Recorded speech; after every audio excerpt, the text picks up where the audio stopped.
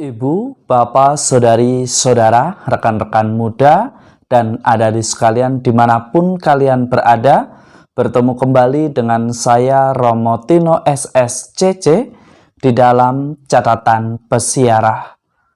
Di dalam perjalanan kehidupan kita, seringkali kita berdoa kepada Tuhan, meminta sesuatu, dan berjanji akan melakukan sesuatu atau mempersembahkan sesuatu ketika doa kita dijawab oleh Tuhan seperti apa yang kita inginkan.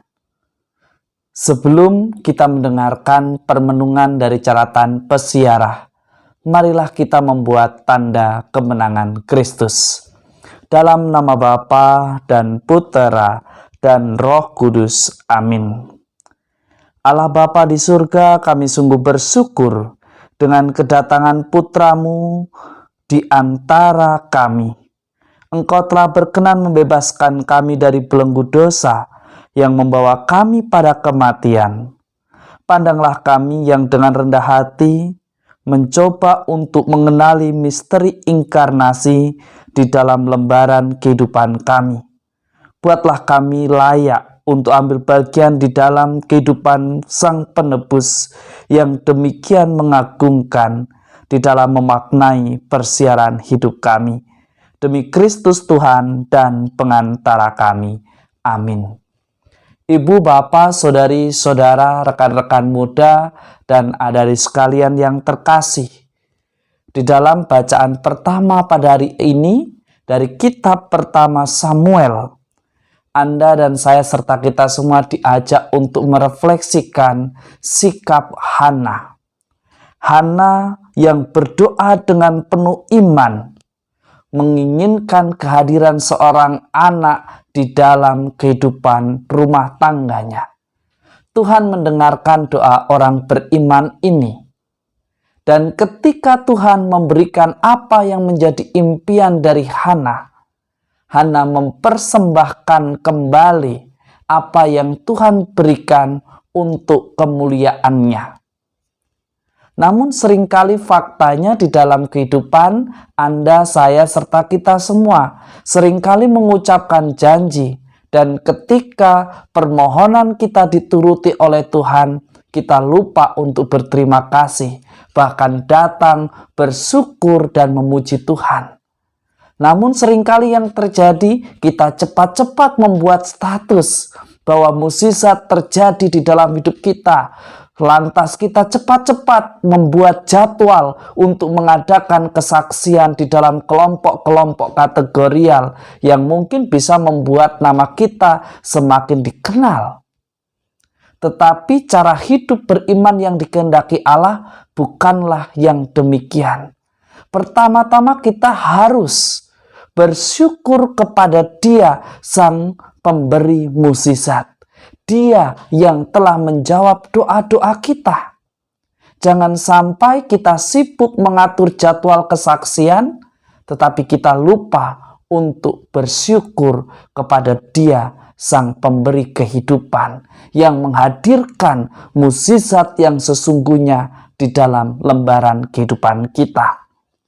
Mari kita belajar dari dua tokoh yang dihadirkan, Hana dalam kitab pertama Samuel, dan juga sikap yang diteladankan oleh Bunda Maria di dalam Magnifikatnya yang terungkap di dalam Injil Suci menurut Lukas pada hari ini.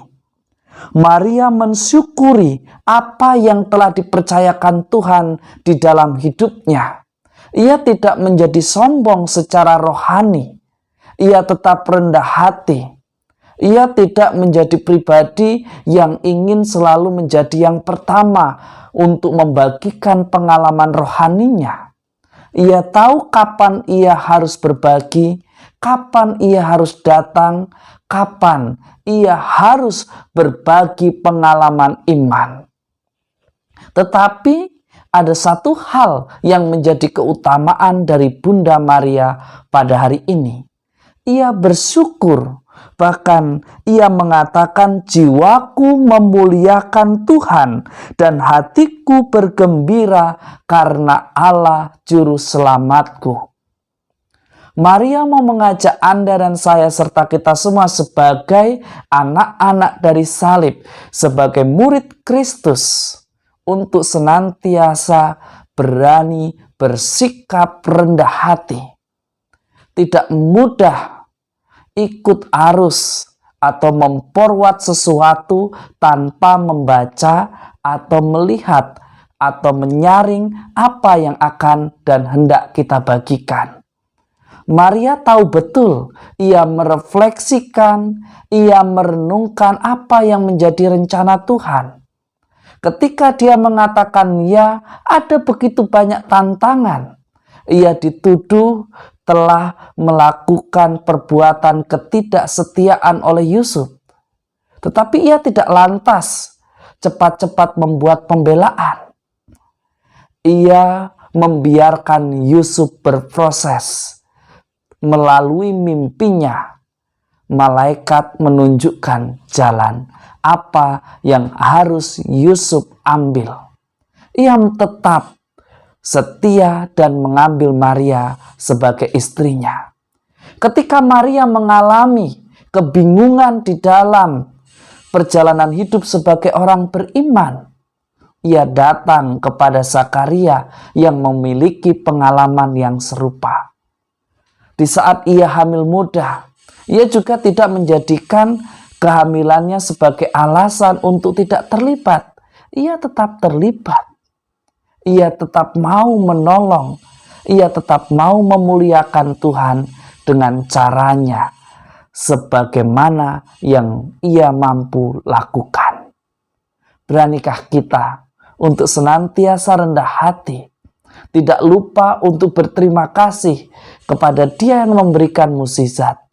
Jangan sampai kita justru jatuh pada kesombongan rohani, hanya untuk menunjukkan bahwa Tuhan begitu sayang kepada kita, lantas kita membuat kesaksian ke sana kemari dan kita lupa bersyukur dan berpegang teguh kepada Dia yang membuat kita mengalami sukacita. Bersaksi itu adalah sesuatu yang baik, tetapi jangan sampai kita bersaksi lantas kita lupa pada pokok yang harus kita pegang, yaitu mengandalkan Dia.